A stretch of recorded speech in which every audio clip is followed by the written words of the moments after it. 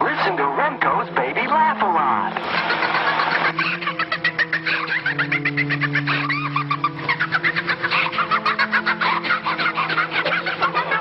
You're listening to Baby Laugh-A-Lot. She's the funniest doll you've ever seen. You just push the button and she starts to giggle. Get Baby Laugh-A-Lot by Remco. I am the spirit of dark and lonely water, ready to trap the unwary, the show-off, the fool. And this is the kind of place you'd expect to find me. Come on. But no one expects to find me here. It seems too ordinary. But that pool is deep. The boy is showing off. The bank is slippery. The show-offs are easy. But the unwary ones are easier still. This branch is weak, rotten. It'll never take his way. Only a fool would ignore this. But there's one born every minute. Under the water there are traps. Old cars, bedsteads, weeds, hidden depths. It's the perfect place for an accident. Oh, look, there's someone in the water. Quick, use that big stick to get him out. Sensible children. I have no power over them. Oi, mate, that's a stupid place to swim. Hey, go over and get that thing to wrap again. You don't feel cold, mate. How long was you in there? Ew, what thing?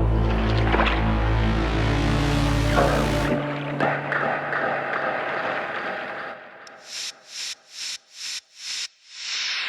Kinder, ihr Bolschewiki. Me and Scrappy. Chocodoobie! Doubly Chocodoobie! Oops, wobble! Toy! Yodel yum and Choco Scrub with multi-pop-bubble dies! Oh, lovely! He's Gruber now! Choco wee!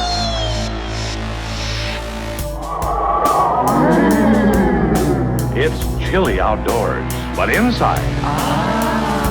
For generations, frosty mornings have seemed warmer with stacks of Aunt Jemima buckwheats. Right, Aunt Jemima buckwheats, deep golden brown with a tantalizing buckwheat tang.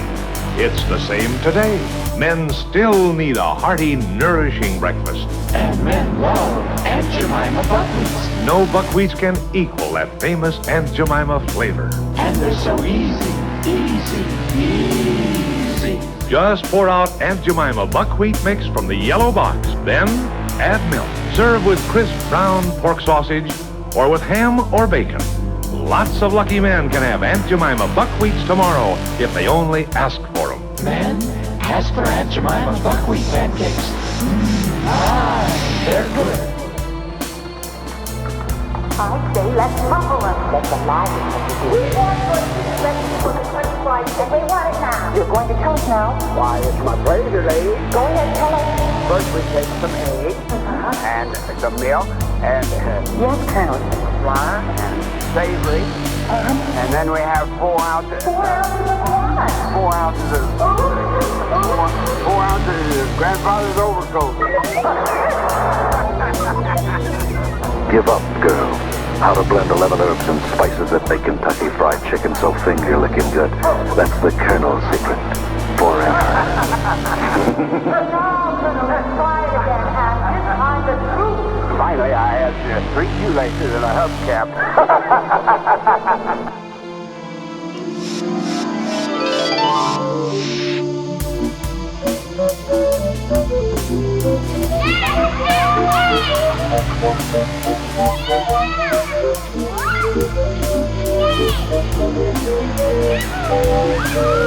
It's the Carousel's first birthday, and Hickory Ridge Mall is having the party you've always dreamed about. Now through October 8th at Hickory Ridge Mall, Winchester at Hickory Hill. Look into my eyes. I'm going to hypnotize you. Yes, you. Right now. No, don't look away. Look into my eyes. Relax. You want to smoke. You want to smoke that will make your mouth taste fresh? There is such a smoke. It's called Spud. New Spud. It's new. New. It's a completely new filter cigarette. Other cigarettes have filters, but this new Spud has something else. It has a light touch of menthol that freshens the smoke. Something wonderful. New Spud by the makers of Marlboro. New Spud has a filter tip. It has a crush-proof box. It has a fresh taste like it was air-conditioned. You're going to try New Spud tomorrow. You're going to try New Spud. You're going to buy a pack tomorrow. Breakfast! I'm hungry!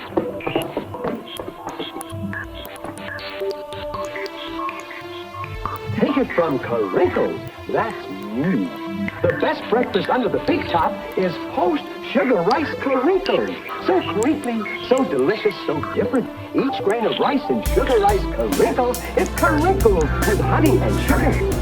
It's so good, I crinkle every time I eat it. Yep, no matter what other rice cereal you've ever tried, you'll love post-sugar rice Crinkles best of all. Honey and sugar make it different and wonderful. A circus of fun to eat. So you crinkle on down to the store for post-sugar rice Crinkles, the greatest cereal treat on earth.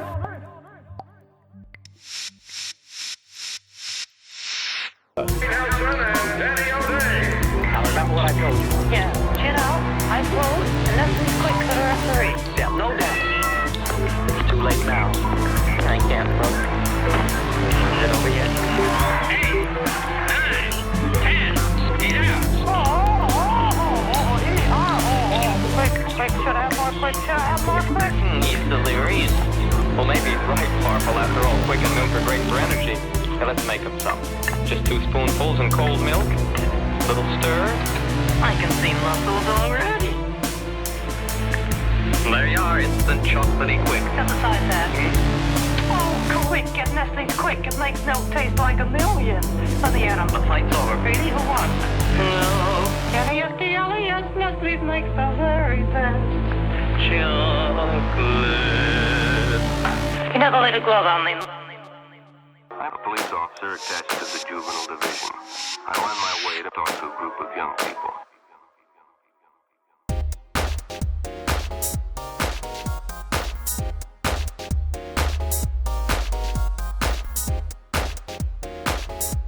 That looks innocent enough, doesn't it? Lots of young people hitchhike. Seems like a good way to get from one place to another. But sometimes there are dangers involved that never meet the eye. A sickness that was not visible like smallpox, but no less dangerous and contagious, a sickness of the mind. One never knows when the homosexual is about. He may appear normal, and it may be too late when you discover he is mentally ill. Let's take the case of Jimmy Barnes. Jimmy played baseball all afternoon, and he didn't feel like walking home, so he decided to thumb a ride. He'd done it 100 times before, and he didn't think anything was unusual when the driver struck up a friendly conversation. In fact, he seemed like a real nice guy. He asked Jimmy if he played baseball in the park often. Jimmy told him they could practice 3 times a week and play the rival group on Friday afternoon. The stranger was a good listener, too, and it only seemed minutes before they pulled up in front of Jimmy's house. Jimmy got out, the stranger gave him a friendly pat, and he told him he'd see him again, as he always drove by the park on his way home. Sure enough, the following day, when Jimmy finished playing ball, well, the man was there waiting. They stopped at a drive-in, and the stranger treated him to a Coke. During their conversation, he told several off-color jokes. But Jimmy had heard others before, and, well, it made him feel big to so easily win the confidence of an older person. The following Saturday, they went fishing together.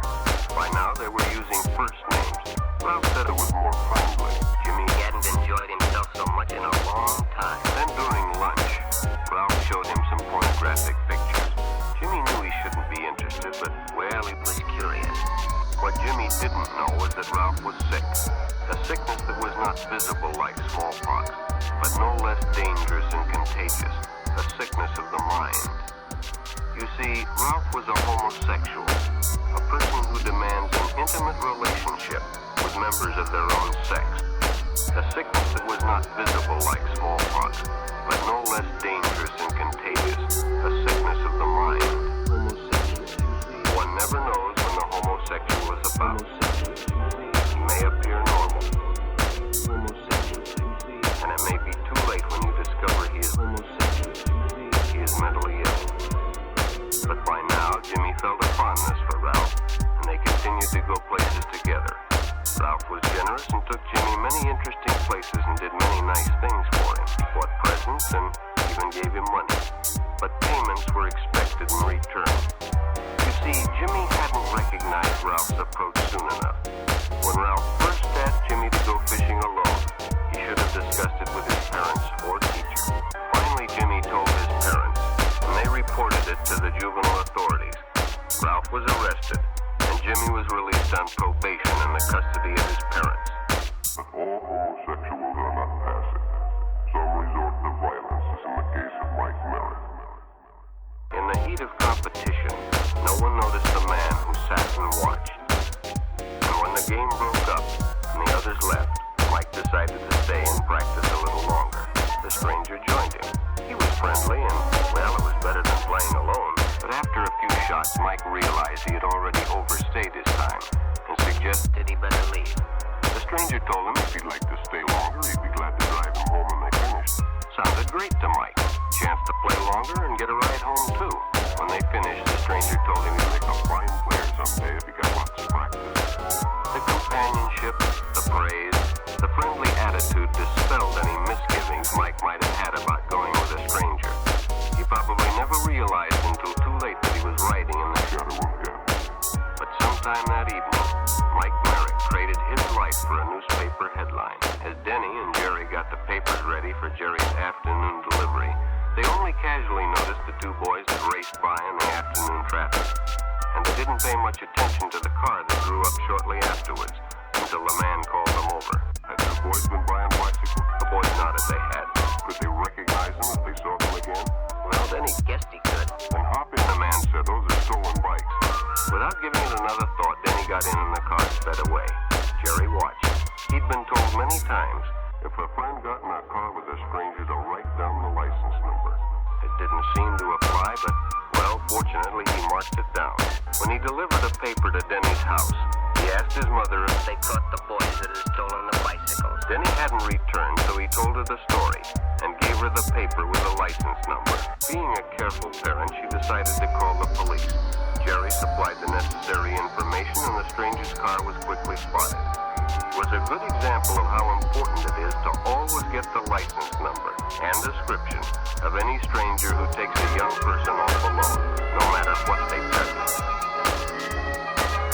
No matter what they possess. A sickness that was not visible like smallpox, but no less dangerous and contagious. A sickness of the mind.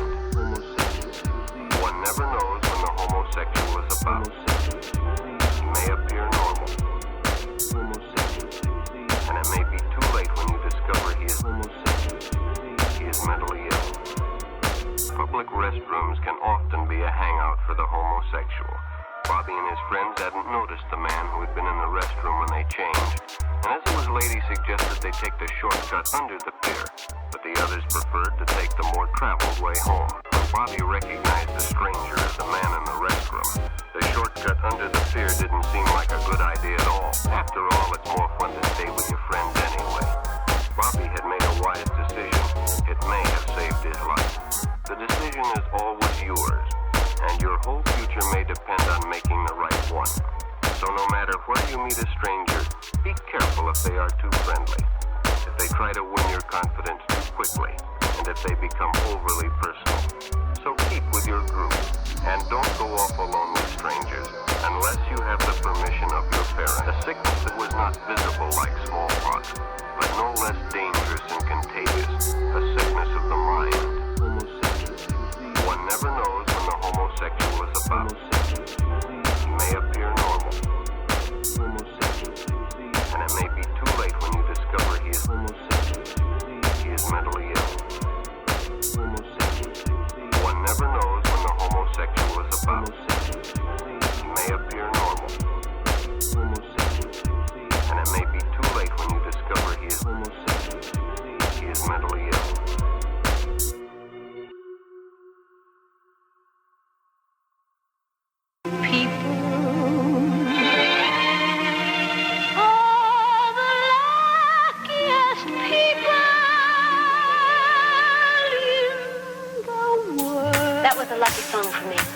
But it made me think, what about people who aren't so lucky? Like the thousands and thousands of children who are born each year mentally retarded. They're often quite helpless. But with help, wonderful things can happen. Like a little retarded boy putting on his own hat and coat for the first time, all by himself. Or maybe a teenager will learn how to work at a job and feel useful, needed, self-supporting. The retarded are people who need people. They can be helped. Won't you support the work of your local unit of the National Association for Retarded Children? Thank you.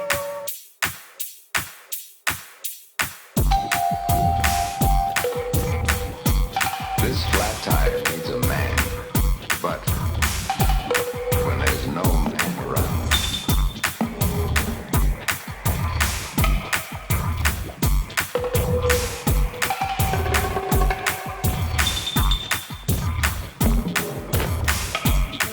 When there's no man around, Goodyear should be. Why? Watch this. New Goodyear Double Eagle carries its own spare inside. Lifeguard safety spare. A tire in tire. Keeps on going. Next time, give her a second chance.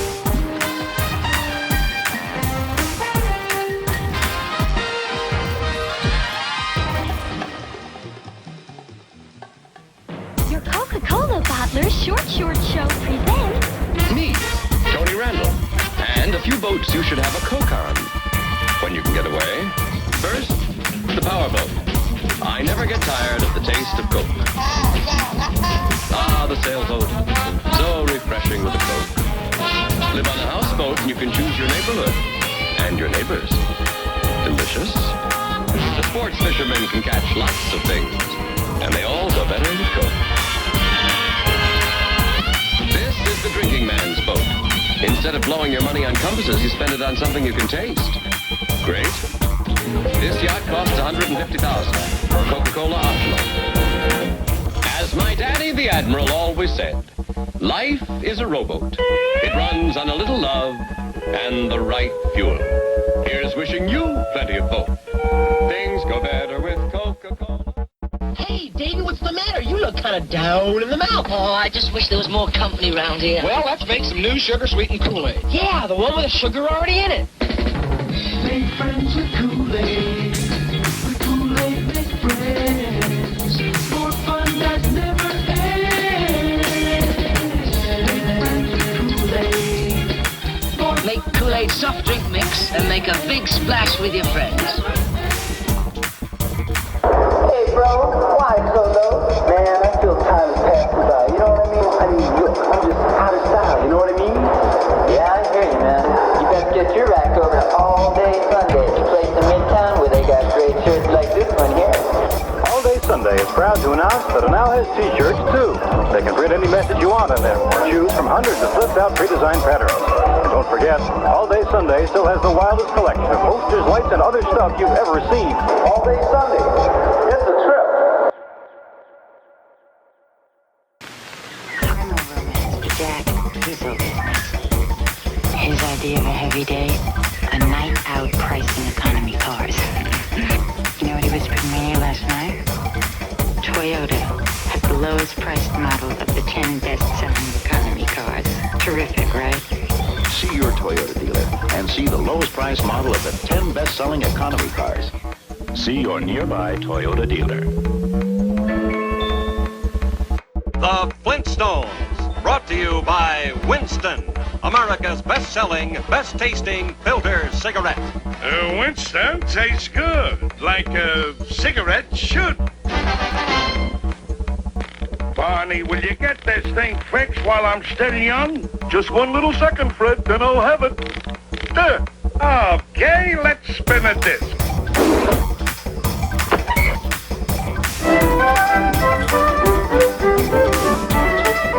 They're playing our song, Fred. Yeah, pal, and you've earned yourself a Winston. Yeah, Winston. That's the one with filter blend up front. Sure, that's the big difference, Barney. Winston picks out special tobaccos, then treats them their own special way. If you're looking for a filter cigarette that really delivers taste, You ought to smoke Winston.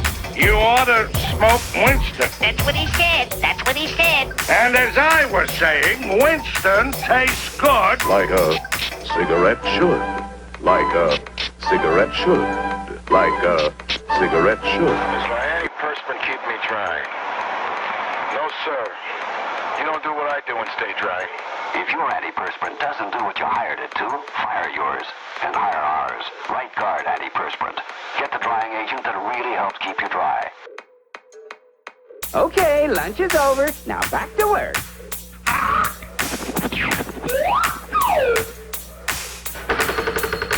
Hiya, Mr. Flintstone. Greetings, Rocky, my boy. Pack of Winstons, please. Oh, you like them Winston cigarettes, huh, Mr. Flintstone? But of course, they really got something. You bet your life. Folks who really enjoy smoking know it's what's up front that counts. And that's where Winston steps out ahead of the crowd with their exclusive filter blend.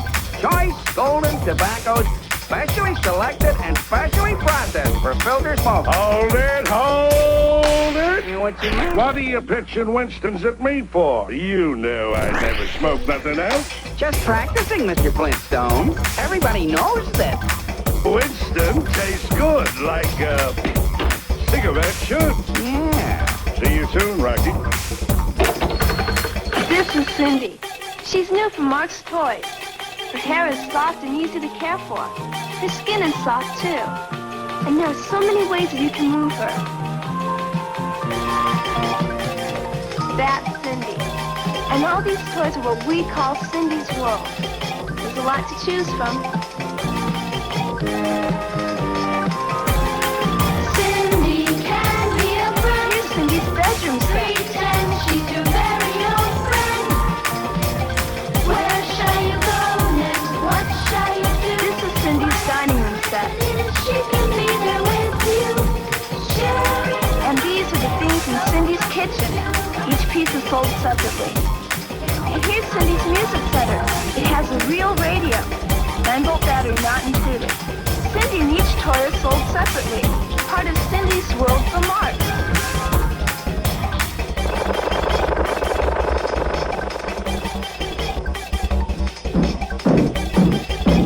They sure work hard, don't they, Bonnie? Yeah? I hate to see them work so hard. Yeah, me too. Let's go around back where we can't see them. Gee, we ought to do something, Fred. Okay? How's about taking a nap? I got a better idea. Let's take a Winston break. That's it! Winston is the one filter cigarette that delivers flavor 20 times a pack. Winston's got that filter blend. Yeah, Fred. Filter blend makes the big taste difference, and only Winston has it. Up front where it counts. Here, ahead of the pure white filter.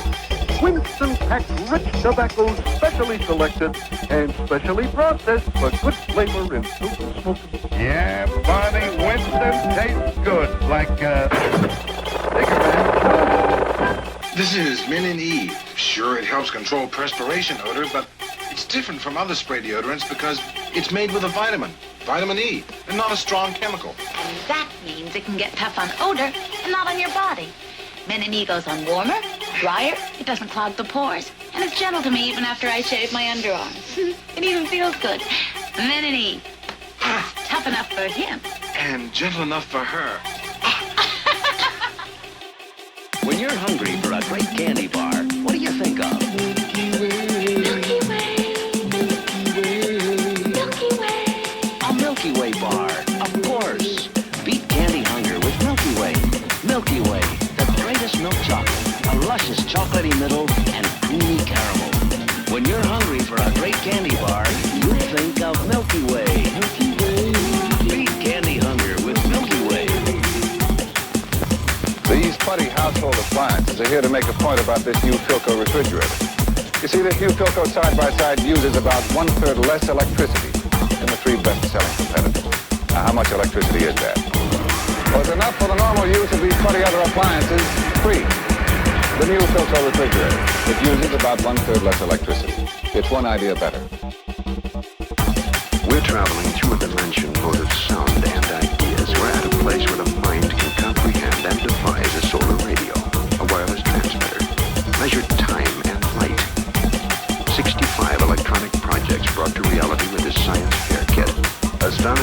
Perhaps. But you can find it for Christmas for $17.95 in a place that's known as Radio Shack. Radio, stereo, recorder, everything in sound. You! Brooks down there! What are you doing under my sink? You! Fly up there! Get away from my light! Ooh, I'm ready for you bugs with my trusty black flag. Black flag is the one-shot bug killer. Gets them every time. I warned you, little rascals. I must defend my home. Never knew what hit him. With Black Flag, the one-shot bug killer. Reach for the one-shot bug killer. Black Flag.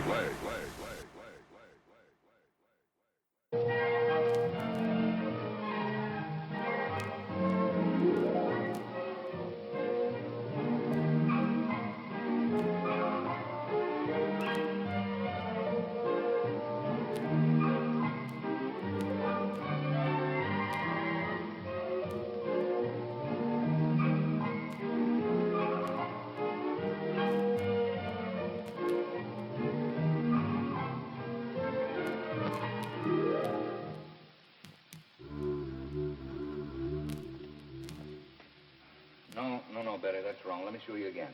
You use this control to get your focus, you see? All right, this one here in the right-hand corner to lock the sweep. There we are. Now let's try it again. Well, there's someone here to see you. Are you Mr. Bradshaw, the foreman? Yes. Mr. Donnelly up in personnel said for me to give you this card. I'm your new bearings inspector. Oh? Oh, well, I'll be with you in just a minute. No, one at a time. Well, I'll be back later to go over this with you, Betty. Just in the meantime, do the best you can. Would you follow me, please? Sure. Just have a seat here. I'll be back shortly.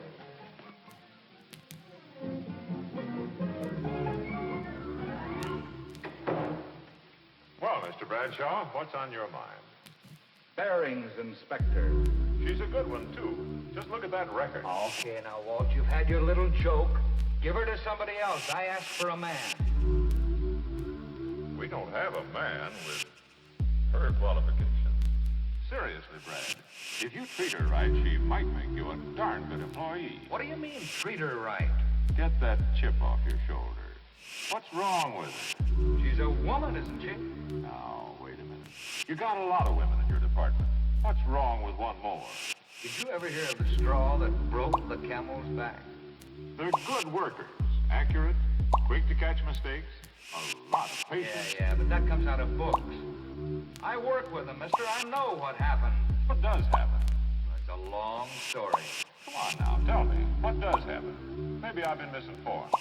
Not so long ago, you sent me a girl by the name of Myrtle Malloy. Remember? I remember. As per her qualifications, I assigned her to an inspection bench. Well, in a matter of days, that bench looked more like her dressing table. And then came the day when... Joe, will you take your stuff back to table 9? That'll be your bench for the time being. Okay, Chief.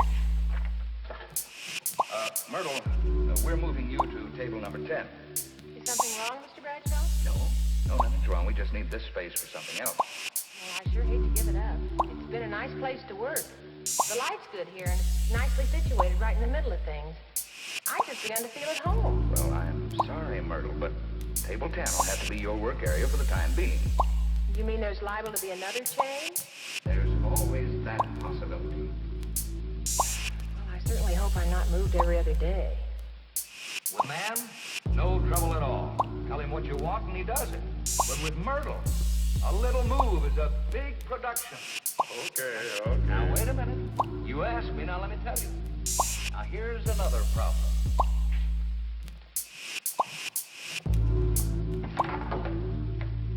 Well, Mr. Bradshaw, I wanted to tell you that the date is set for my marriage. I'll be leaving soon. Marriage? I thought you just got engaged. Well, I told you about it 6 months ago. We were only waiting till we could find a place to live. 6 months ago? Brother. Well, how soon are you leaving? Well, the end of next week.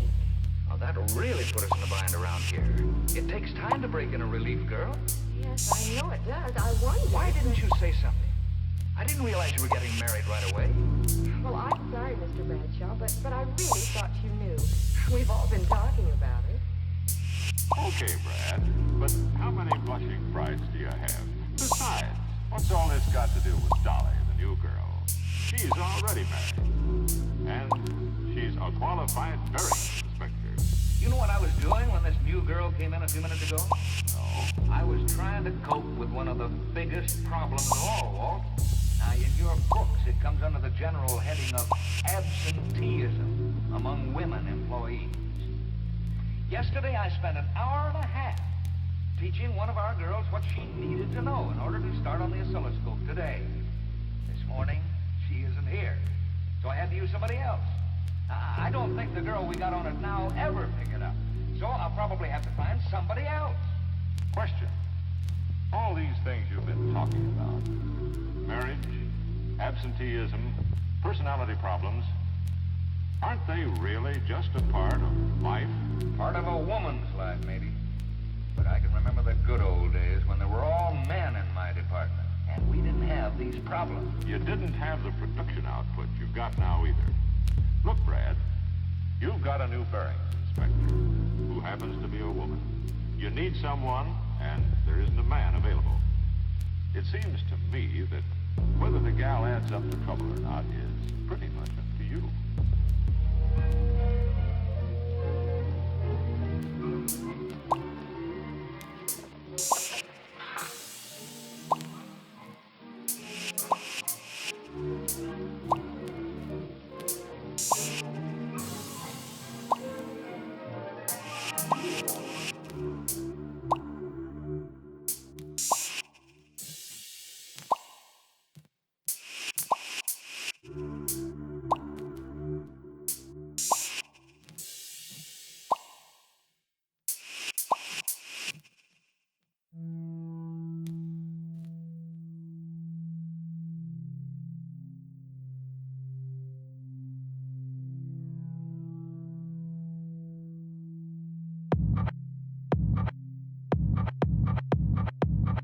But what if you're the minority?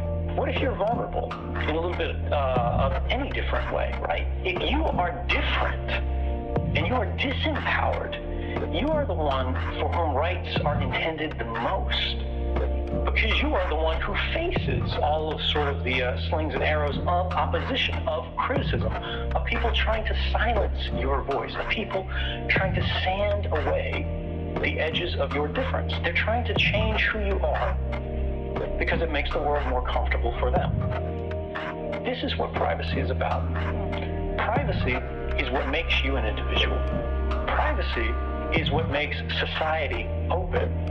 And if politicians say, well, you need to give up your privacy to make society a little bit safer, what they're trying to actually say, what the translation of that is having a robust and evolving society is unpredictable. It's uncertain. And we're tired of that. We think that we've gone far enough. We think we've moved things to a comfortable point, and we don't need any more change. So what we want you to do is give up your voice, freeze progress where it is right now, and say, enough is enough. I like it here, and we will never take more than another step forward because it introduces uncertainty. But while we can understand that on some level, right? We all want to be safe. We understand the allure of security. It's a false measure. Because every point of progress in human history, every advance of human rights, the expansion of dignity that we all enjoy today has begun not only as something that was different, but in many cases a movement that was in fact illegal. When we were trying to do away with monarchies, these were called rebellions. When we were trying to abolish slavery, this was considered to be law-breaking. When we're defending persecuted people, when we're advocating for the enfranchisement of women, all of these things were riots against the established social order. Yes, there is uncertainty in an open society. Yes, we don't know what tomorrow looks like in a democracy. But uncertainty is the price of democracy. And unpredictability is not a weakness, it's a strength. That is the thing that allows us to evolve.